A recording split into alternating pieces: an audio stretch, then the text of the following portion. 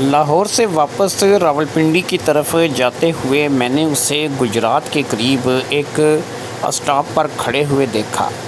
میں نے اسے دیکھتے ہی پہچان لیا تھا۔ بات اگرچہ 14-15 سال پرانی تھی، لیکن ابھی بھی کچھ خاص فرق نہیں آیا تھا۔ رنگ روپ بھی ویسا ہی تھا، بس جسم میں تھوڑا سا موٹاپا آ گیا تھا۔ لیکن اس کے باوجود بھی میں نے ثمینہ کو بڑے اچھے طریقے سے پہچان لیا تھا۔ ان 14-15 سالوں میں ثمینہ کو کچھ خاص فرق نہیں پڑا تھا، سوائے اس کے کہ اس کے بدن پر تھوڑی سی چربی چڑھ گئی تھی۔ وہ اب تھوڑی سی موٹی دکھنے لگی تھی، لیکن وہ بالکل ویسی ہی تھی جیسے کہ آج سے 14-15 سال پہلے تھی۔ 14-15 سال پہلے کی ثمینہ اور آج کی ثمینہ میں سوائے موٹاپے کے کسی چیز کا فرق نہیں تھا، بس وہ تھوڑی موٹی ہو گئی تھی۔ اور جس ثمینہ کو میں آج سے 14-15 سال پہلے جانتا تھا، وہ ایک دبلی پتلی لڑکی تھی، انتہائی شوخ اور چنچل، اور میں اس لڑکی سے بھی واقف تھا اور آج کی اس ثمینہ کو بھی میں دیکھ رہا تھا۔ میں نے ثمینہ کو دیکھا تھا اور وہ گجرات کے قریب ایک اسٹاپ پر کھڑی تھی اور رات کے 11 بج چکے تھے۔ میں لاہور سے جب نکلا تھا اس وقت قریب 7-7:30 بجے کا ٹائم تھا۔ گاڑی میری اپنی تھی، اس لیے میں بڑے ہی آرام سے سفر کرتا ہوا 11 بجے گجرات پہنچا تھا۔ اس دوران میں نے راستے میں رک کر کے کھانا بھی کھایا تھا، کچھ کولڈ ڈرنک وغیرہ بھی پی تھی، اور اب میرا ارادہ یہی تھا کہ میں یہاں سے ہو کر کے سیدھا راولپنڈی کی طرف نکلوں گا۔ ایک ابھی اور میں نے سٹے کرنا تھا، اور وہ میں نے سوچا تھا کہ میں گجر خان پہنچ کر کے یا جہلم پہنچ کر کے سٹے کروں گا۔ میرا آخری سٹے وہی تھا جو کہ گجر خان یا جہلم میں ہوتا۔ جہلم تو گجرات کے نزدیک تھا، اس لیے میں نے یہی سوچا تھا کہ گجر خان میں ایک آخری سٹے کروں گا اور وہاں سے تھوڑے تکے وغیرہ کھاؤں گا، کیونکہ بھوک تو میری مٹ چکی تھی، لیکن ظاہری بات ہے کہ جب تک گجر خان پہنچوں گا ہلکی ہلکی بھوک مجھے دوبارہ لگ سکتی تھی۔ اس لیے اب میں بڑی ہی آرام سے گاڑی کو چلاتا ہوا گجرات سے گزر رہا تھا، اور میری نظر بس اسٹاپ پر کھڑی ہوئی ثمینہ پر پڑی تھی۔ ثمینہ کی میری بڑی کہانی تھی۔ کیا کہانی تھی یہ آپ کو بتائیں گے، لیکن اس سے پہلے میں نے اپنی گاڑی کو ثمینہ کے پاس لے جا کر کے روک دیا۔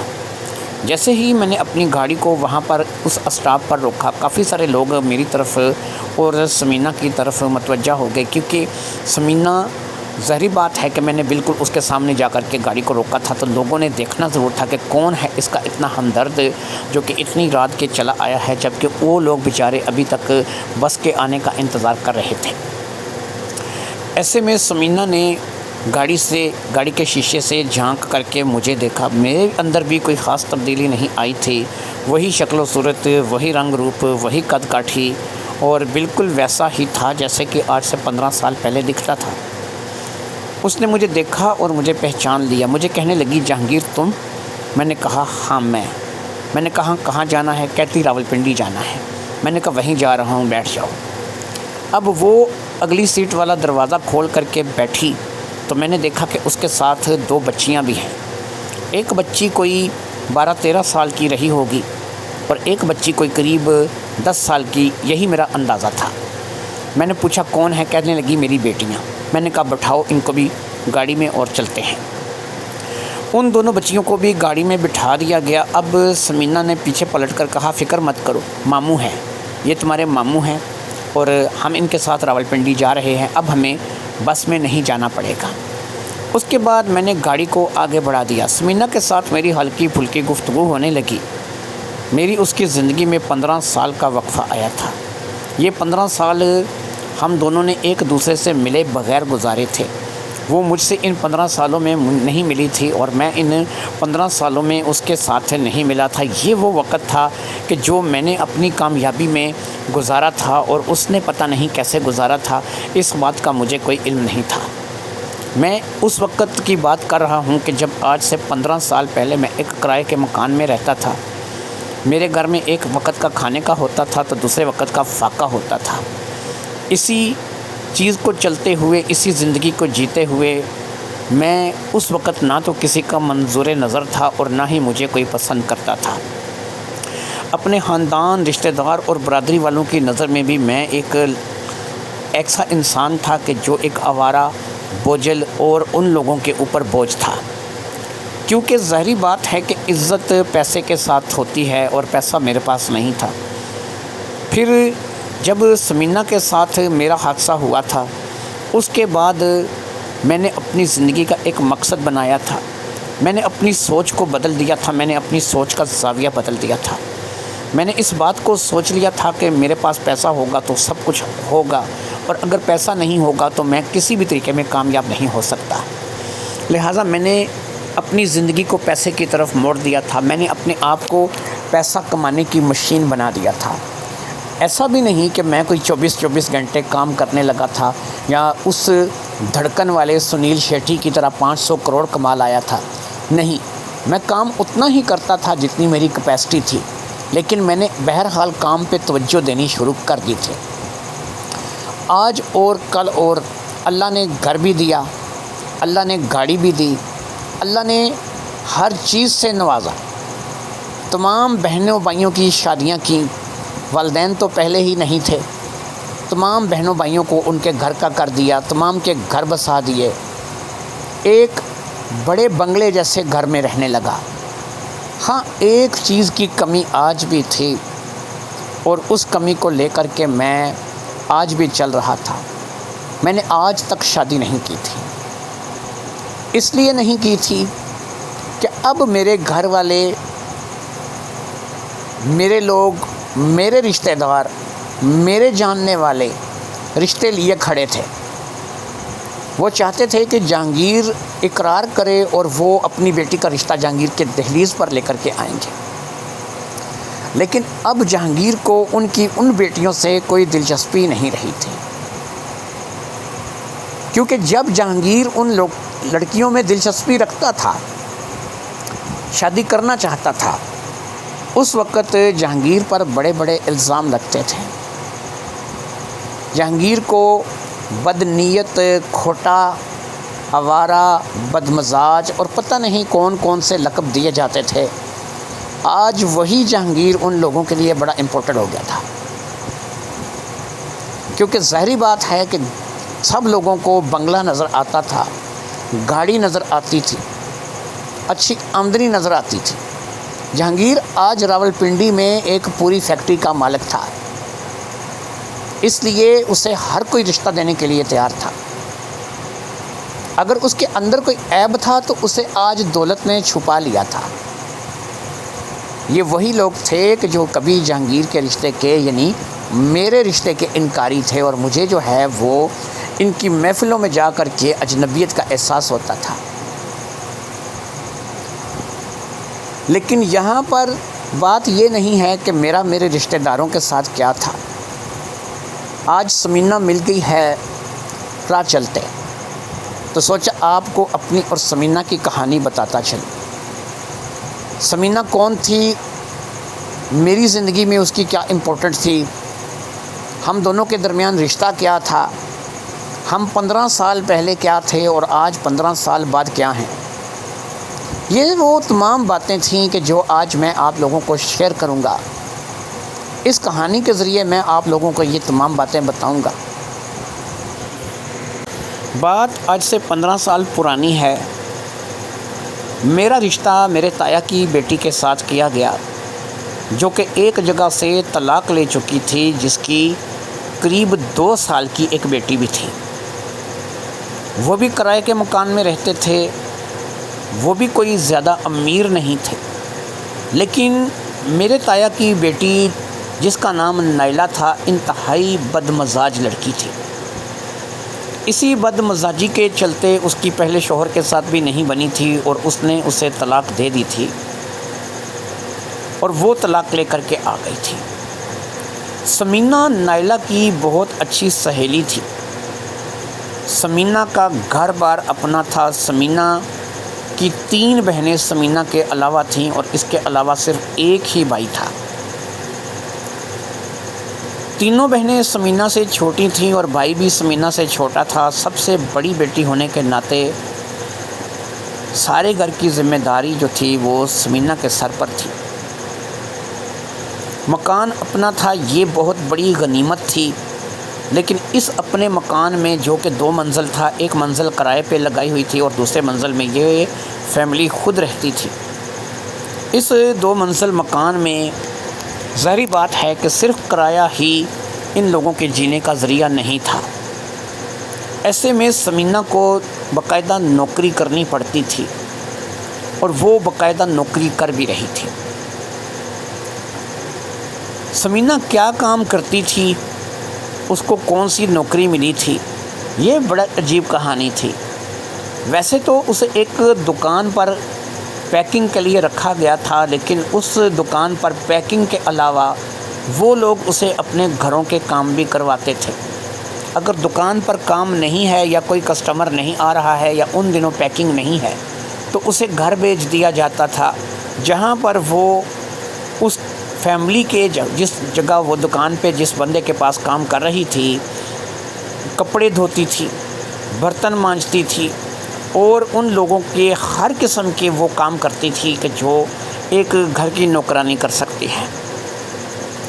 تنخواہ اسے وہی دی جاتی تھی کہ جو دکان کے اس کے کام کے لیے اس کی ہو چکی تھی۔ کبھی کبھار اگر ثمینہ کی خود کی طبیعت خراب ہوتی تھی تو وہ اپنی جگہ نورین کو بھیج دیتی تھی، یا پھر سائمہ چلی جاتی تھی، یا پھر کبھی کبھار منزہ بھی چلی جایا کرتی تھی۔ تینوں بہنوں میں سے بہت کم تھیں جو کہ جاتی تھیں، کیونکہ ان تینوں بہنوں کی تعلیم کی ذمہ داری ثمینہ نے اٹھا رکھی تھی۔ وہ یہاں سے جو بھی کماتی تھی وہ ان تینوں بہنوں کی تعلیم پر اور گھر کے اخراجات پر صرف کرتی تھی۔ یہی وجہ تھی کہ ثمینہ جو ہے وہ اس گھر کی ہر شخص کی آنکھ کا تارا تھی، خاص طور پر والدہ جو تھی وہ تو ثمینہ کو سر آنکھوں پر بٹھاتی تھی۔ ایک بوڑھی عورت جس کا شوہر دنیا میں نہیں ہے، ایک مکان ہے جو کہ اپنا ہے، جس کی 4 بیٹیاں اور 1 بیٹا ہے۔ ایسے میں ایک بیٹا جو تھا وہ سب سے چھوٹا تھا، وہ ابھی 7 یا 8 سال کا رہا ہوگا۔ اس کی بڑی منزہ تھی جو کہ 11-12 سال کی تھی۔ منزہ سے بڑی کا نام نورین تھا جو کہ 16-15 سال کی تھی۔ نورین سے بڑی سائمہ تھی جو کہ 18 سال کی تھی، اور 18 سے بڑی ثمینہ تھی جو کہ اس وقت 23 سے 24 سال کی تھی۔ یہ وہ عمریں تھیں کہ جو ان بچیوں کی، ان لڑکیوں کی بالترتیب تھی۔ ایسے میں ظاہری بات ہے کہ یہ 24 سال کی ہو چکی تھی۔ اسے اپنی شادی، گھر، خانہ آبادی کے بارے میں سوچنا چاہیے تھا، لیکن یہ ان چیزوں سے آزاد تھی۔ اس کے ذہن میں یہ نہیں تھا کہ یہ اپنا گھر بسائے گی، اس کے ذہن میں یہ نہیں تھا کہ یہ شادی کرے گی، اس کے ذہن میں یہ نہیں تھا کہ یہ بچے پیدا کرے گی۔ اس کے ذہن میں کچھ اور چل رہا تھا، اور اس کے ذہن میں جو بات چل رہی تھی وہ یہ تھی کہ اس نے اپنی بہنوں کو کسی جگہ پہنچانا ہے، اپنی بہنوں کو پڑھا لکھا کر کے ان کی شادیاں کروانی ہیں، ان کے گھر بسانے ہیں، اپنے بھائی کو بڑا کرنا ہے، اسے پاؤں پہ کھڑا کرنا ہے، اپنے بہن بھائیوں کے لیے اپنی زندگی اس نے وقف کر دینی ہے، اپنی بہن بھائیوں کے لیے جو ہے اس نے سوچنا ہے، اور اپنے بہن بھائیوں کے لیے اس نے کام کرنا ہے۔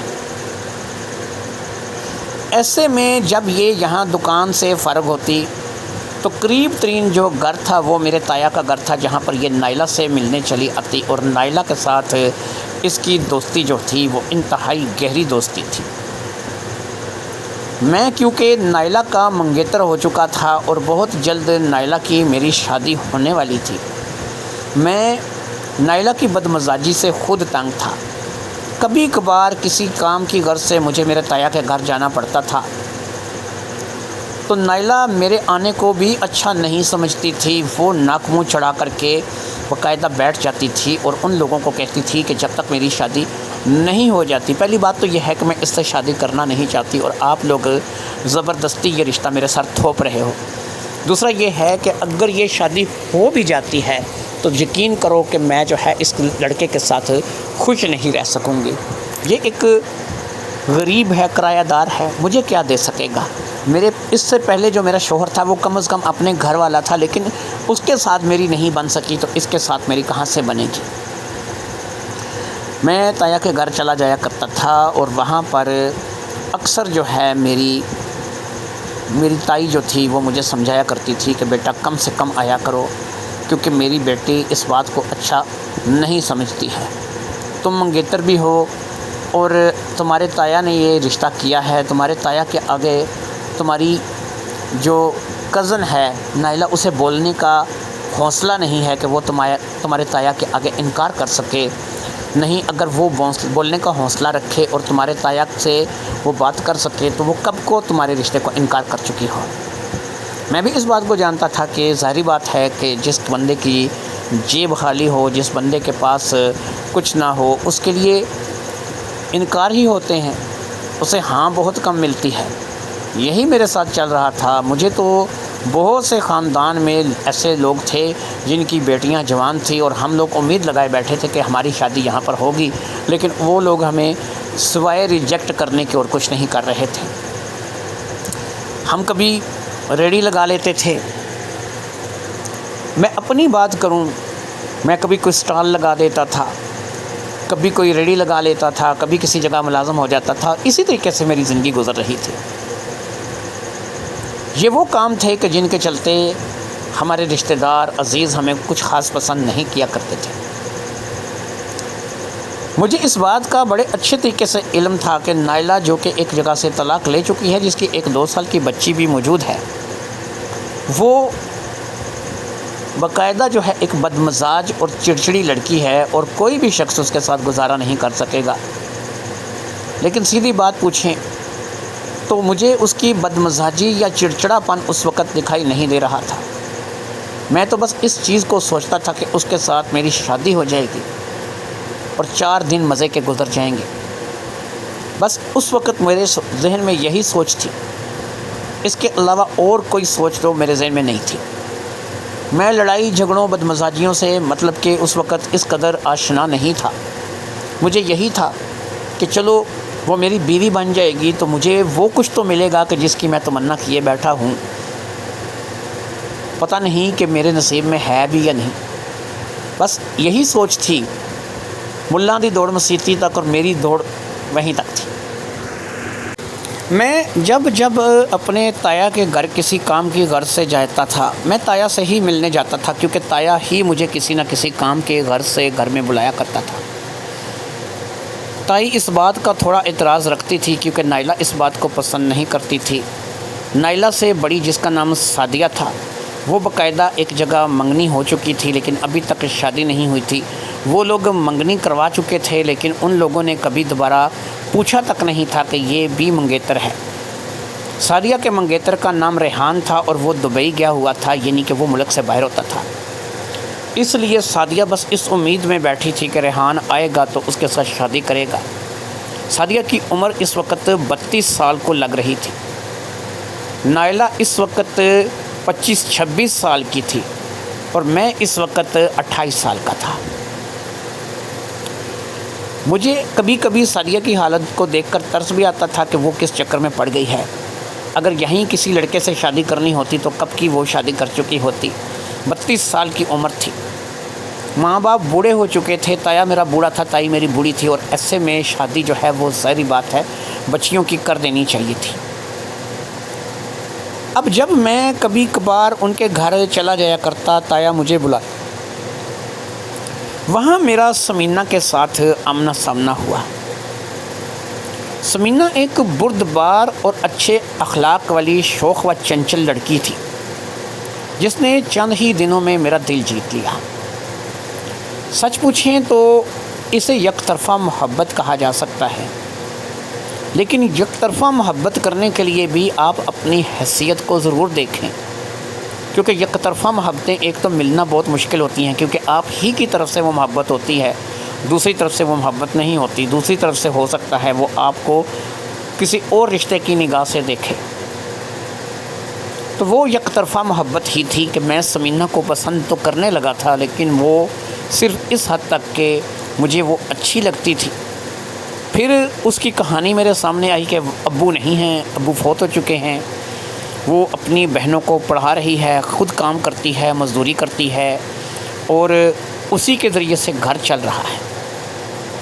یہ وہ تمام باتیں تھیں کہ جو مجھے اس کے قریب کرنے کے لیے کافی تھیں، لیکن یہ تمام باتیں جو تھیں یہ اس بات کی طرف بھی اشارہ کر رہی تھی کہ جہانگیر میاں، آپ ایک کرائے کے مکان میں رہتے ہو، گھر میں 4 چیزیں نہیں ہیں جو کہ آپ نے کسی آنے جانے یا بٹھانے کے لیے کسی کو میسر ہوں،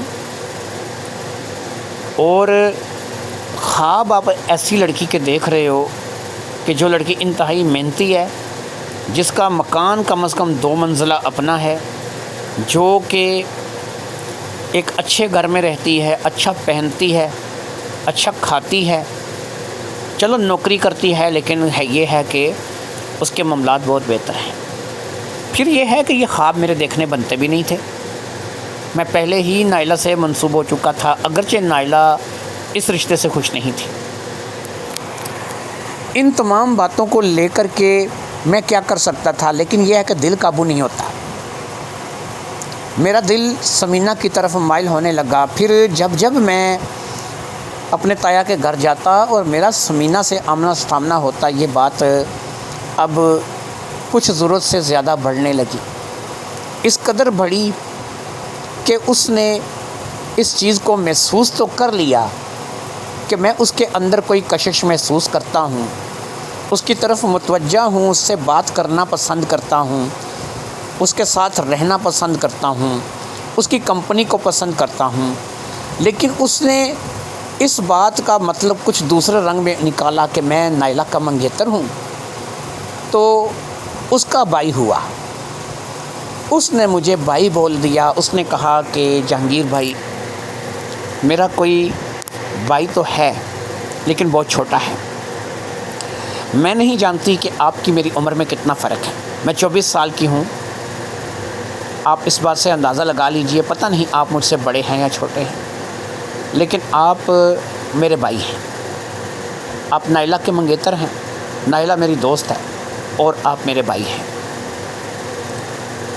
سچ پوچھیں تو برا لگا، لیکن پھر ایک بات کے لیے اچھا بھی لگا کہ چلو اس نے بھائی بنایا ہے، تھوڑی گفتگو ہوگی، تھوڑی بات چیت نکلے گی، ہو سکتا ہے کہ کبھی اس کا زاویہ بدل جائے۔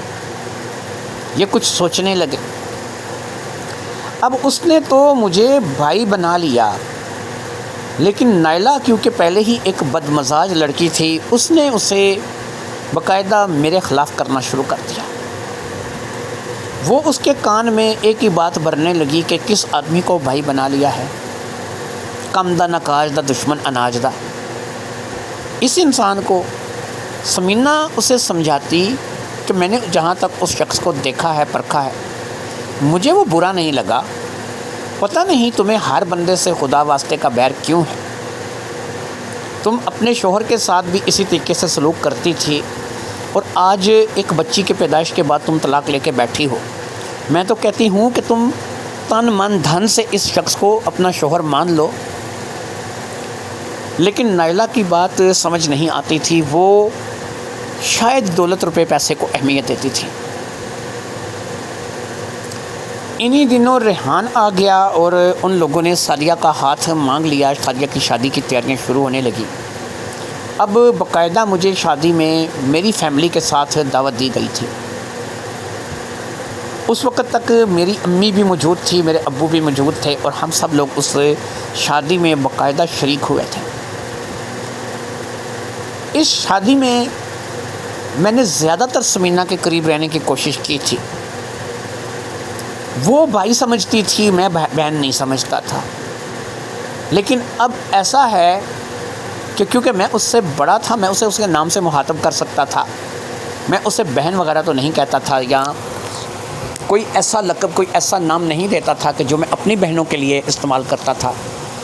میں صرف اسے سمینہ کہہ کر کے مخاطب کرتا تھا، اور وہ مجھے جہانگیر یا بڑے بھائی یا جہانگیر بھائی کہہ کر کے مخاطب کرتی تھی۔ یعنی وہ اپنی جگہ سچی تھی، اور میں شروع میں جو اپنا ایک عقیدہ بنا بیٹھا تھا، ایک اپنا جو سسٹم بنا بیٹھا تھا، میں اسی پہ قائم تھا۔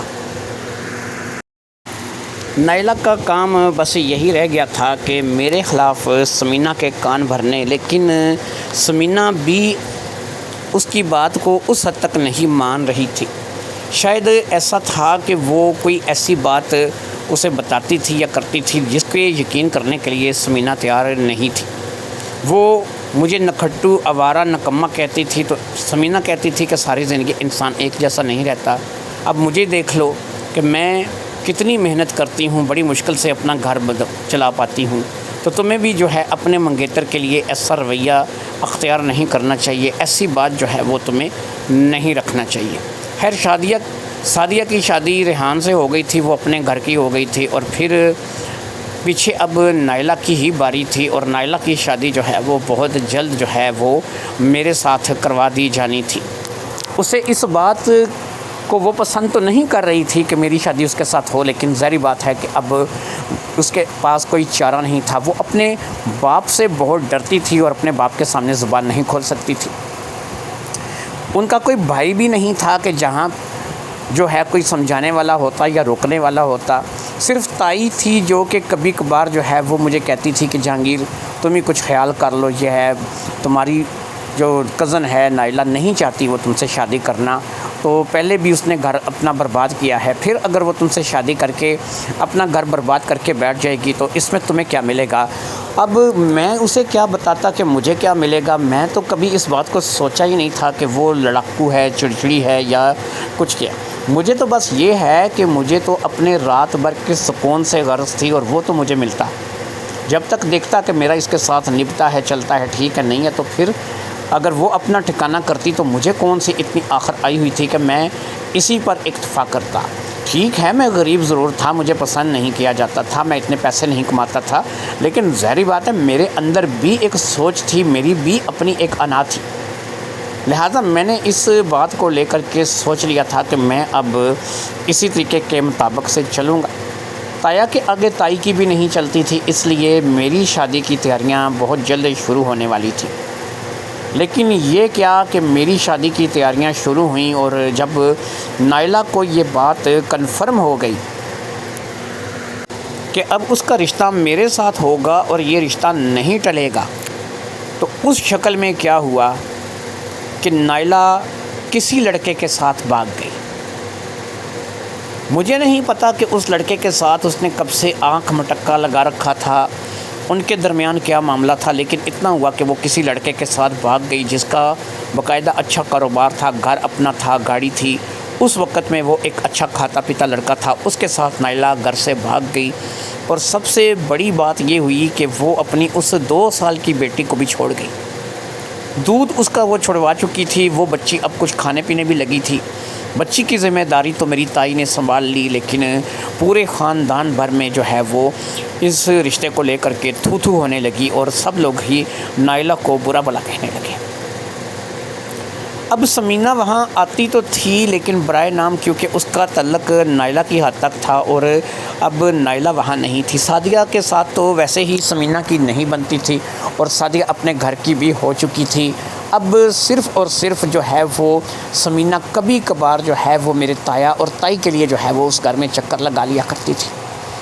اب میرا جب بھی اس کے ساتھ آمنا سامنا ہوتا تو وہ مجھے ایک ہی بات کہتی کہ تمہارے ساتھ برا ہوا ہے، یہ میں جانتی ہوں، لیکن میں کیا کر سکتی ہوں۔ اب جو بھی ہے وہ جیسا بھی ہے وہ نائلہ کی اپنی سوچ تھی، اس لیے میں یہی کہوں گی کہ اس نے غلط کیا ہے۔ اگر وہ تمہارے ساتھ شادی کر لیتی، گھر بسا لیتی تو یہ زیادہ بہتر ہوتا۔ کسی کے ساتھ بھاگ کر کے اپنی زندگی پتہ نہیں انسان کس ڈگر پر ڈال دیتا ہے، وہ اچھا ہے برا ہے پتہ نہیں کیسا نکلے گا، اس کے بارے میں پتہ نہیں ہوتا۔ پھر ثمینہ نے مجھے ایک اور بات بتائی، اس نے کہا کہ تمہیں پتہ ہے میں جب بھی نائلہ سے اس بات کا سوال کرتی ہوں کہ تم جو ہے وہ اپنے کزن سے نفرت کیوں کرتی ہو، کیا اس کی غربت کی وجہ سے، کیا اس کے خالی جیب ہونے کی وجہ سے، یا اس کے گھر کے کرائے پہ ہونے کی وجہ سے، تو وہ کہتی کہ نہیں، میری نفرت کی نہ وجہ اس کا خالی جیب ہے، نہ اس کا گھر کرائے پہ ہے اس لیے ہے، اور نہ ہی اس بات سے ہے کہ وہ کوئی کام کاج نہیں کرتا۔ میری اس کی نفرت کسی اور وجہ سے ہے، اور میں وہ وجہ تمہیں بھی نہیں بتا سکتی۔ میں ثمینہ سے پوچھتا کہ چلو ٹھیک ہے، اگر کوئی وجہ تھی تو وہ بتاتی، اگر یہ وجہ نہیں ہے کہ جو تم گنوا رہی ہو اور جیسا کہ تم مجھے بتا رہی ہو، تو پھر کیا وجہ ہو سکتی ہے۔ ثمینہ نے کہا کہ مجھے اس نے کبھی بھی اس بات کی وجہ نہیں بتائی۔ اب یہ ہوا کہ سمینہ جو ہے مجھے کہنے لگی کہ تم اپنے تایا کے گھر میں کبھی کبھی آتے ہو. میں نے بھی اپنی امی سے ذکر کر رکھا ہے کہ میں نے ایک بھائی بنایا ہے, کبھی کبھار تم میرے گھر کا بھی چکر لگا لیا کرو, میری امی تم سے ملنا چاہتی ہے. اندھا کیا چاہے دو آنکھیں. میں تو اسے کبھی بھی بہن نہیں سمجھتا تھا, نہ میں اسے بہن مانتا تھا. لہٰذا میں نے اس کے گھر کے چکر بھی لگانے شروع کر دیے. کبھی کبھار میں اس کے گھر چلا جاتا. جب میں اس کے گھر جاتا میری اس کی امی سے ملاقات ہوتی. وہ زیادہ تر کام پر ہوتی اور میری اس کی امی سے ملاقات ہوتی. ایسے میں کچھ وقت گزر گیا, میرا آنا جانا ان کے گھر لگا رہا. ایک روز مجھے اطلاع ملی کہ اس کی امی کو دل کا اٹیک آیا ہے اور وہ ہاسپٹل داخل ہے. میں جب ہاسپٹل میں دیکھنے کے لیے گیا تو ہاسپٹل والوں نے کہا کہ انہیں چند روز یہاں پر رکھنا پڑے گا, ان کی ٹریٹمنٹ کرنی پڑے گی, یہ ٹھیک ہو جائیں گے, اتنا زیادہ بڑا مسئلہ نہیں ہے.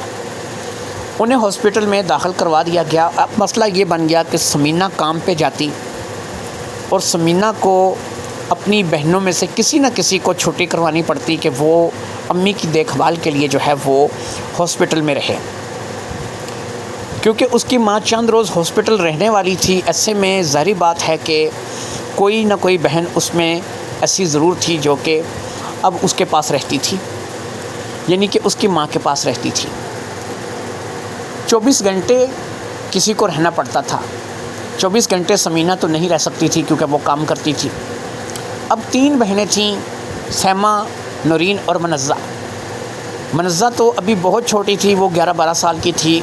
اس کا تو وہاں پہ جانے کا سوال ہی پیدا نہیں ہوتا تھا, کیونکہ زیادہ تر ملنے ملاقات کے لیے تو ایک 12 سال کی بچی کو 11 سال کی بچی کو لے کر کے جا سکتا تھا, لیکن ایک 11-12 سال کی جو بچی ہے وہ ایک مستقل بنیاد پر جو ہے وہ اپنی ماں کی دیکھ بھال نہیں کر سکتی تھی. یہ ذمہ داری یا تو سیما کو اٹھانی تھی جو کہ 18 سال کی تھی, یا پھر یہ ذمہ داری جو ہے یہ نورین کو اٹھانی تھی جو کہ 16 سال کی تھی. اب ایسا ہے کہ میری اس ذمہ داری میں ایک ذمہ داری اور تھی کہ میں ان کے گھر کی بجائے اب سیدھا ہاسپٹل پہنچ جایا کرتا تھا. ان کی والدہ سے بھی مل لیتا تھا, بات چیت بھی کرتا تھا. لہٰذا سیما یا پھر نورین میں سے دونوں میں سے مجھے وہاں پر کوئی بیٹھی ہوئی نظر آتی تھی. شاید مجھے ایسا لگتا تھا کہ دونوں بہنوں نے باریاں رکھ لی ہیں, کبھی وہ رک جاتی ہے کبھی یہ رک جاتی ہے. لہٰذا وہاں پر دن رات رکنے کا سسٹم تھا, اور یہ دن رات رکنے کا سسٹم جو ہے وہ وہاں پر چلتا رہا. میں بھی وہاں پر چلا جاتا تھا اور رات کو 12-12, 1-1, 2-2 بجے تک وہاں رہتا تھا.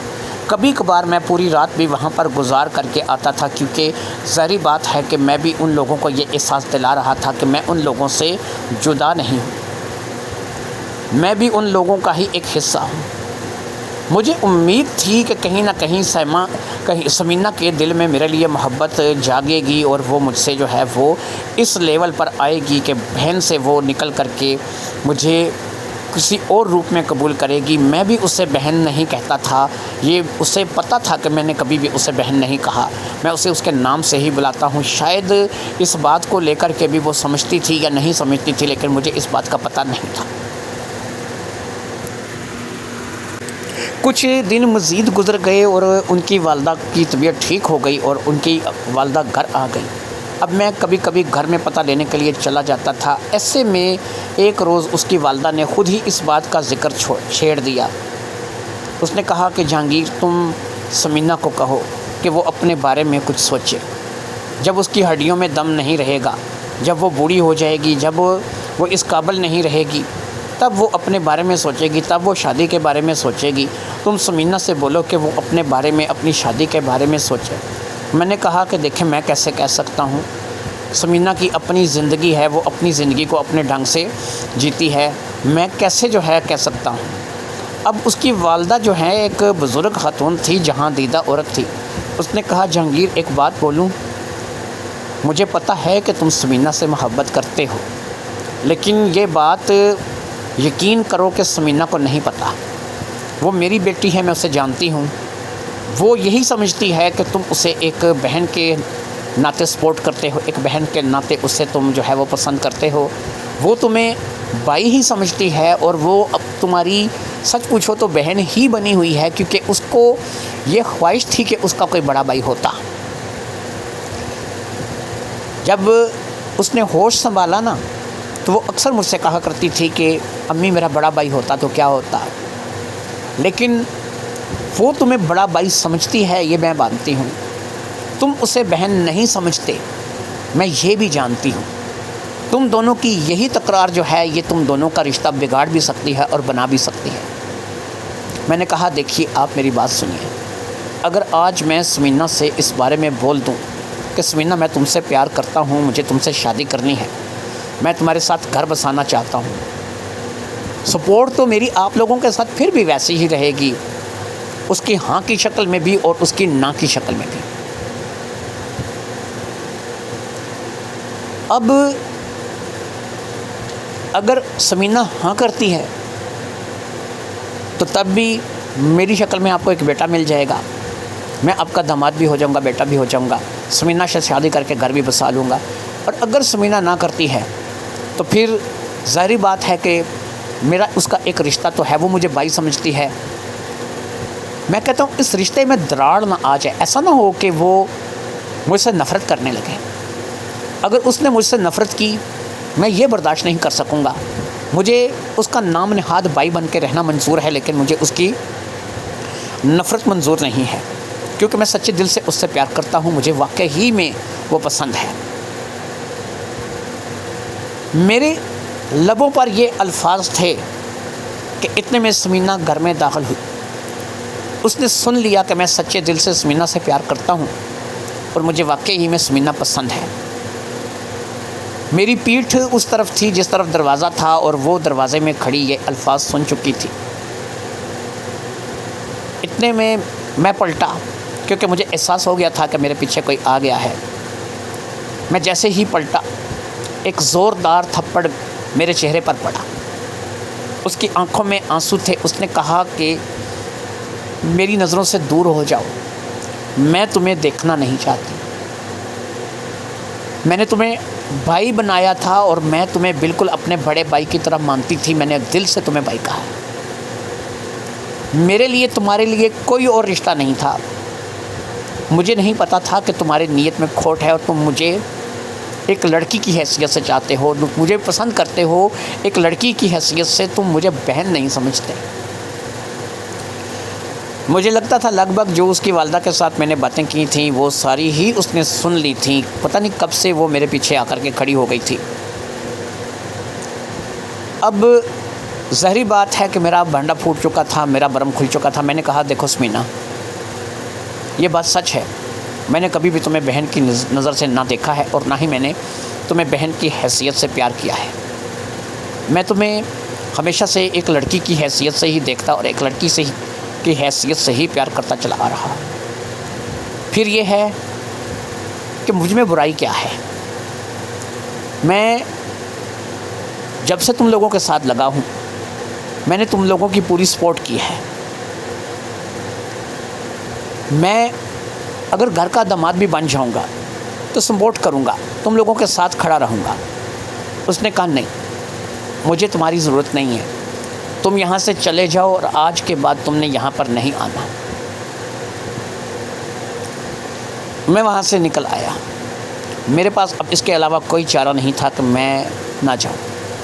میں اس رشتے کو خراب نہیں کرنا چاہتا تھا، اسی لیے میں نے اس کی والدہ سے کہا تھا کہ میں اسے اصلیت نہیں بتاؤں گا، لیکن کیا کرتا، اصلیت نہ چاہتے ہوئے بھی بیان ہو چکی تھی، اسے سب کچھ پتہ چل چکا تھا، اور پھر میرا اس کا واسطہ ختم ہو گیا۔ میں اپنے گھر تک محدود ہو گیا اور وہ اپنے گھر تک محدود ہو گئی۔ ہمارے درمیان سارے رشتے، سارے رابطے ختم ہو گئے۔ کچھ عرصہ گزر گیا، ایک روز بازار میں ملاقات ہوئی۔ اس نے تو مجھے دیکھ کر کے منہ گھما لیا، لیکن اس کی بہنوں نے مجھے ویلکم کیا، اس کی امی نے مجھے ویلکم کیا۔ بھائی جس کا نام قدیر احمد تھا، وہ بھی ایک اچھا لڑکا تھا، اس نے بھی مجھے اچھے طریقے سے ویلکم، لیکن اس نے مجھے دیکھ کر کے منہ گھما لیا تھا، وہ مجھ سے بات نہیں کرنا چاہتی تھی۔ خیر ہم لوگ بیٹھے، تھوڑی دیر بات چیت کی، حال چال پوچھا۔ حال چال کے دوران پتہ چلا کہ سمینہ کی نفرت میں مزید اضافہ ہو چکا ہے۔ میں نے کہا کیوں؟ وہ بات تو وہیں پر ختم ہو گئی تھی، اس کی نفرت میں مزید اضافہ کیوں ہو چکا ہے؟ اس نے کہا نائلہ اس سے ملی تھی، نائلہ نے پتہ نہیں تمہارے بارے میں اسے کیا کہا ہے کہ یہ ضرورت سے زیادہ ہی تم سے نفرت کرنے لگی ہے، لیکن یہ تمہارا ذکر، تمہارا نام سننا گوارا نہیں کرتی۔ گھر میں اگر کوئی تمہارا نام لے تو یہ اسے چڑھ جاتی ہے۔ ابھی بھی یہ منہ بنا کر سائڈ پر بیٹھی ہے، لیکن یہ جب ہم لوگ یہاں سے جائیں گے شاید ہو سکتا ہے کہ یہ تمہیں لے کر کے ہم لوگوں پر چلائے، واویلا کرے، کہے کہ کیوں اس سے ملے، یا پھر اگر وہ راستے میں مل بھی گیا تھا تو اس سے نظر بچا کر کے کیوں چلے آئے، کیوں تم لوگوں نے اسے نظر انداز نہیں کیا۔ میں نے اس کی والدہ سے کہا ایسی بھی کیا غلطی ہے، ایسی بھی کیا قصور ہے، ایسا کیا کر بیٹھا ہوں میں؟ آج تک میں نے اسے چلو بہن سمجھا یا نہیں سمجھا، لیکن اس سے قسم دے کے پوچھیں کہ کبھی اس کے ہاتھ کو بھی ٹچ کیا ہو، کبھی اسے چھوا تک ہو کسی بہانے سے؟ نہیں، میں اپنی اور اس کی مریادہ جانتا ہوں۔ میں نے آج تک کبھی اس کی طرح ہاتھ نہیں بڑھایا، کیونکہ میں جانتا ہوں کہ وہ مجھے اپنا بھائی مانتی ہے۔ چلو میں اسے بہن نہیں مانتا، لیکن اس کا مان تو میں رکھوں نا۔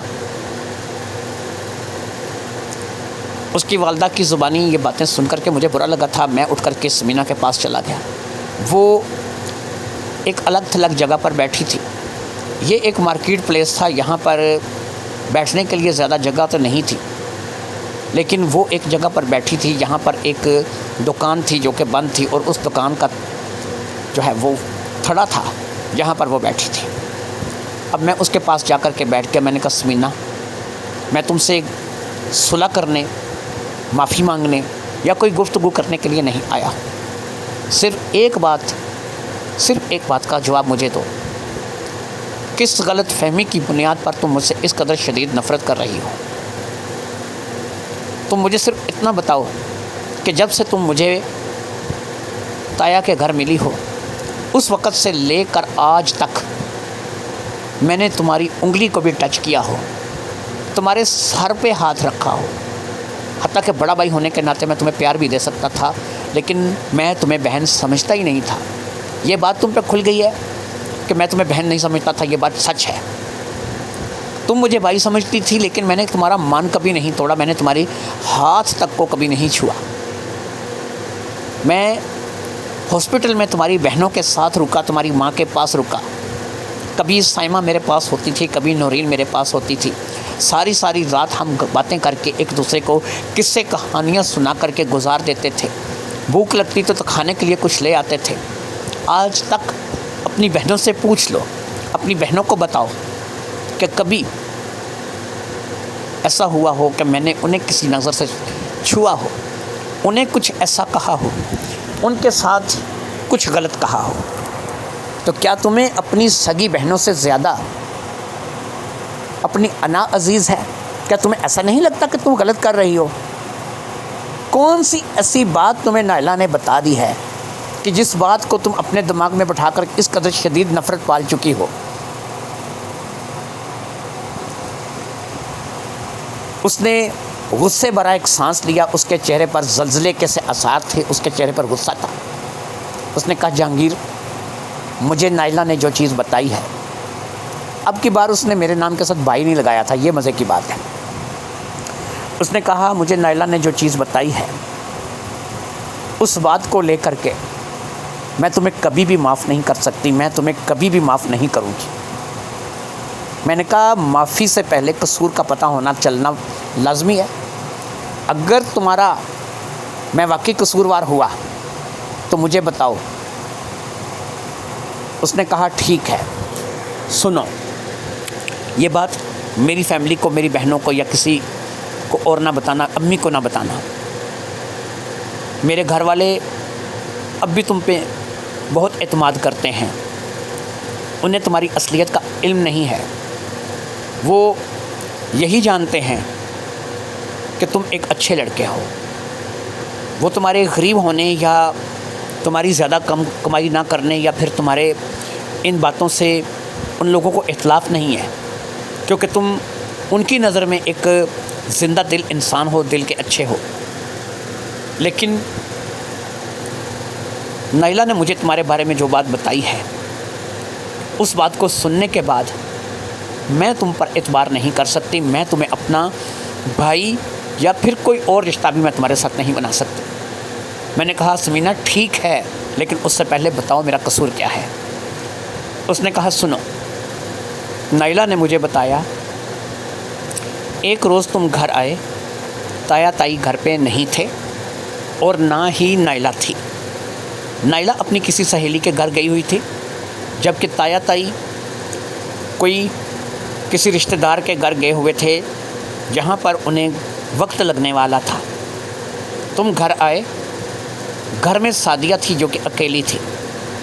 اس نے تمہارے لیے دروازہ کھول دیا کیونکہ ظاہری بات ہے کہ تم بھی ان کے رشتہ دار تھے، ایک فرد تھے، اور اسے اس بات کا علم تھا کہ ہو سکتا ہے کہ تمہیں نائلہ سے منسوب کر دیا جائے، کیونکہ ایسی بات چلتی رہتی تھی. انہی دنوں نائلہ کو نئی طلاق ہوئی تھی اور وہ نئی گھر آ کر کے بیٹھی تھی اور تمہارے اور نائلہ کے منگنی اور رشتے کے بارے میں بات چل رہی تھی.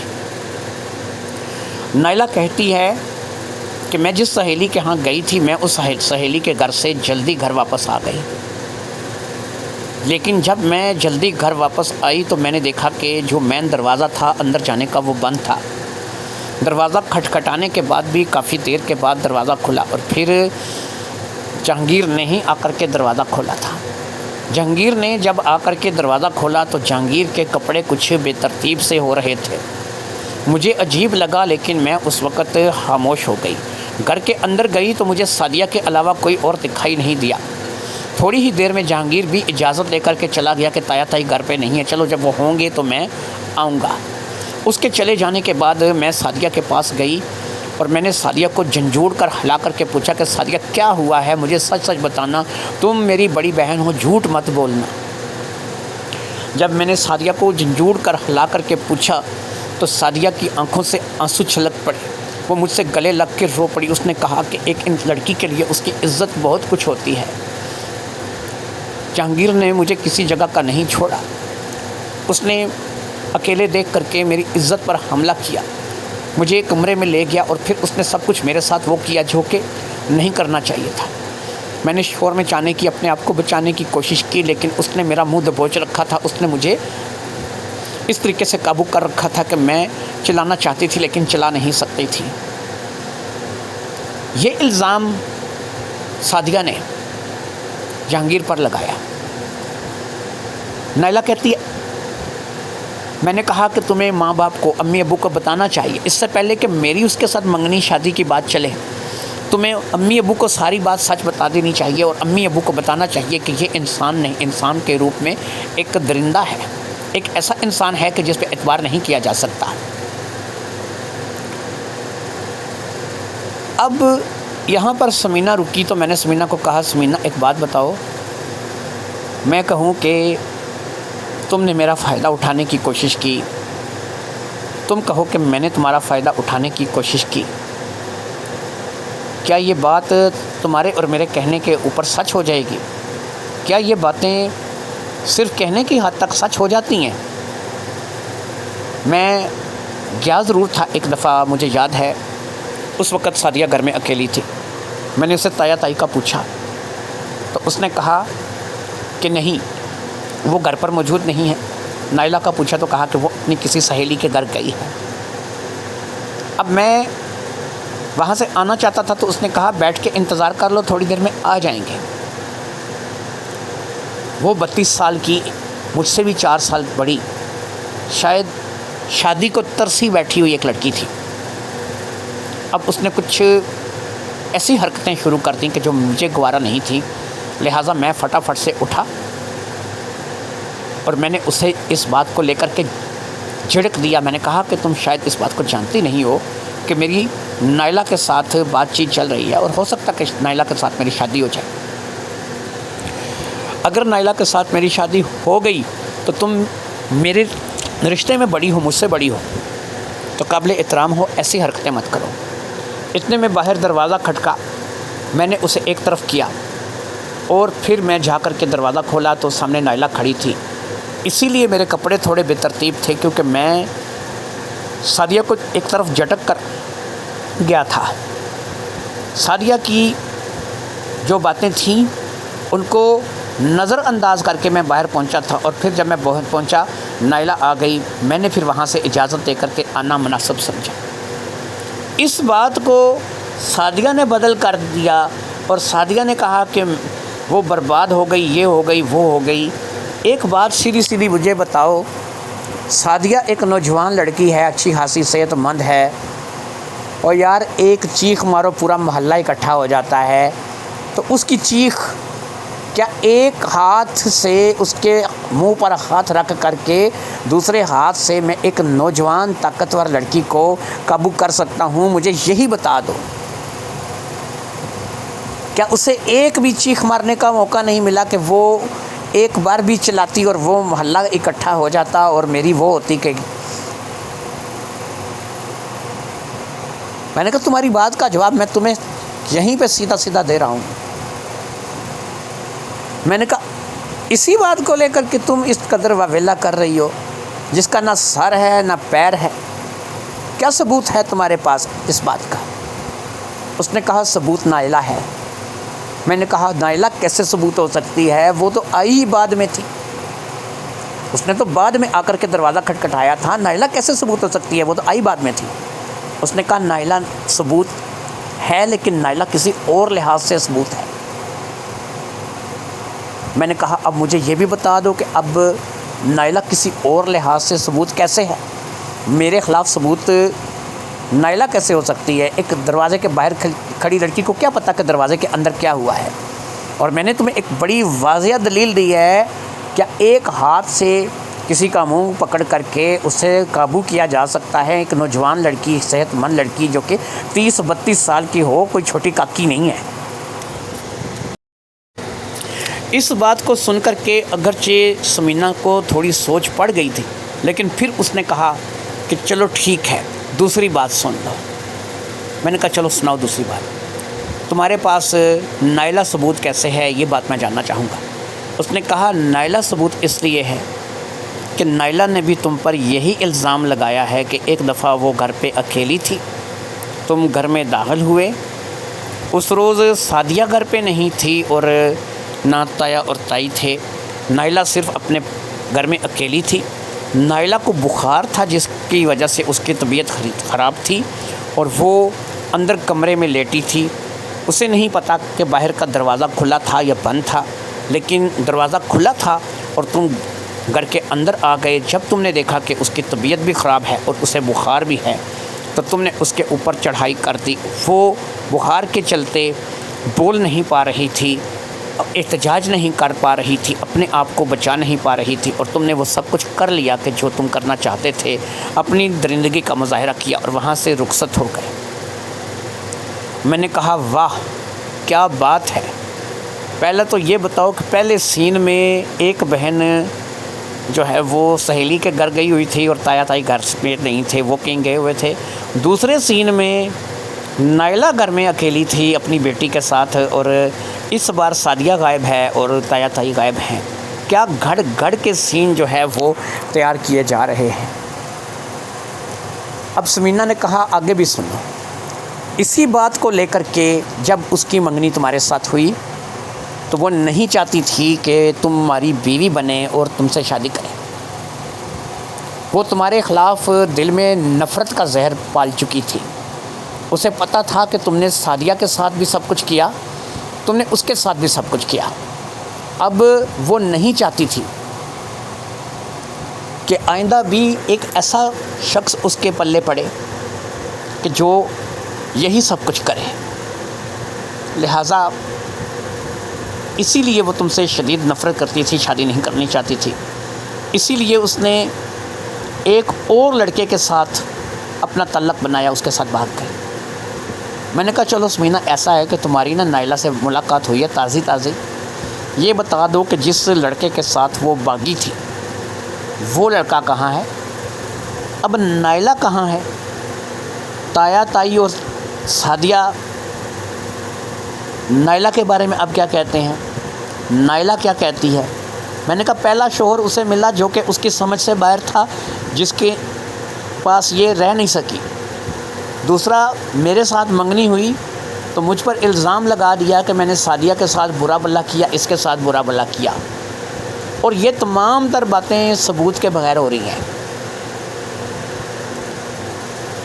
اب سمینا نے کہا کہ ثبوت ہے یا نہیں ہے؟ میری وہ سہیلی ہے، مجھے اس کی بات پر یقین ہے، کیونکہ میں نے اس سے دوستی کی ہے، اسے اپنا دوست مانا ہے، اس لیے میں اس کی بات کو سچ مانتی ہوں، اور میں کہتی ہوں کہ یہ بات سچ ہے۔ اگر اس نے کہا ہے کہ تم نے اس کے ساتھ غلط کیا تو تم نے اس کے ساتھ غلط کیا، اگر اس نے کہا ہے کہ تم نے سعدیہ کے ساتھ غلط کیا تو تم نے سعدیہ کے ساتھ غلط کیا۔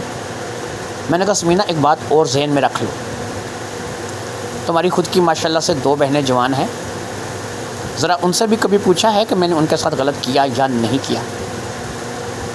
ان سے بھی کبھی پوچھ لینا، کیونکہ ہاسپٹل میں وہ میرے ساتھ رہی ہیں، میں کبھی کبھی 1-2 بجے تک ہاسپٹل میں ان کے ساتھ ہوتا تھا، اور کبھی کبھی مجھے ساری رات بھی وہاں گزارنی پڑ جاتی تھی۔ اپنی امی سے پوچھ لینا کہ کئی بار تم کام پر ہوتی تھی اور تمہاری ماں گھر پہ نہیں ہوتی تھی، میں چلا جاتا تھا تو میری بہنیں گھر میں اکیلی ہوتی تھیں۔ اگر سعدیہ کے ساتھ سب کچھ ہو سکتا ہے جو کہ تم کہہ رہی ہو، اگر نائلہ کے ساتھ سب کچھ ہو سکتا ہے جو کہ تم کہہ رہی ہو، تو اور بھی بہت کچھ ہو سکتا تھا۔ اس لیے الزام لگانے سے الزام نہیں بنتا۔ باقی یہ ہے کہ اگر تم میرے ساتھ کوئی رشتہ کو رابطہ نہیں رکھنا چاہتی تو یہ ایک الگ بات ہے، ٹھیک ہے؟ تمہارا اور میرا راستہ آج کے بعد جدا ہے۔ دوسرا یہ ہے کہ میں سمجھتا ہوں کہ میری سب سے بڑی کمزوری پیسہ ہے۔ اگر آج میرا گھر اپنا ہو، میرے پاس گاڑی بنگلہ سب کچھ ہو، تو امید ہے کہ تم لوگ یا پھر کوئی بھی مجھ پر انگلی اٹھانے سے پہلے 100 بار سوچے گا۔ میں تم سے وعدہ کرتا ہوں کہ میں تمہیں یہ سب کچھ بنا کے دوں گا۔ آج تمہاری شاید یہ میرے ساتھ آخری ملاقات ہے۔ آج کے بعد نہ میں تم سے ملوں گا اور نہ ہی تم مجھ سے ملو گی۔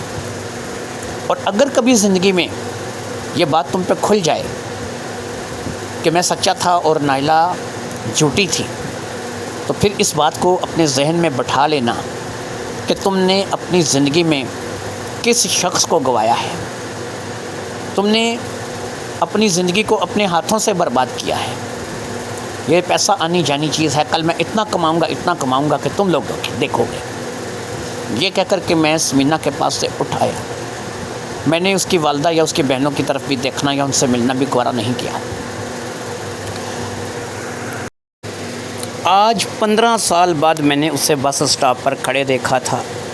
میں لاہور سے واپس آ رہا تھا کہ وہ گجرات کے قریب ایک بس اسٹاپ پر کھڑی تھی۔ گجرات میں اسے دیکھ کر کے مجھے حیرت ہوئی تھی، لیکن میں کیا کہہ سکتا تھا۔ میں نے اسے پہچان لیا تھا اور اپنے پاس گاڑی میں بٹھا لیا تھا۔ پھر اس نے بتایا کہ اس نے بھی شادی کی تھی، اس نے اس کے بعد شادی کر لی تھی، اپنا گھر بسا لیا تھا، کیونکہ اس کی والدہ چاہتی تھی کہ وہ شادی کرے۔ اگر وہ اپنے بہن بھائیوں کی زندگی کو سنوارنے کے چکر میں لگی رہے گی، اس کی شادی کی عمر نکل جائے گی، لہٰذا اس نے بھی شادی کر لی تھی۔ بلال نام کے ایک لڑکے سے اس کی شادی ہوئی تھی۔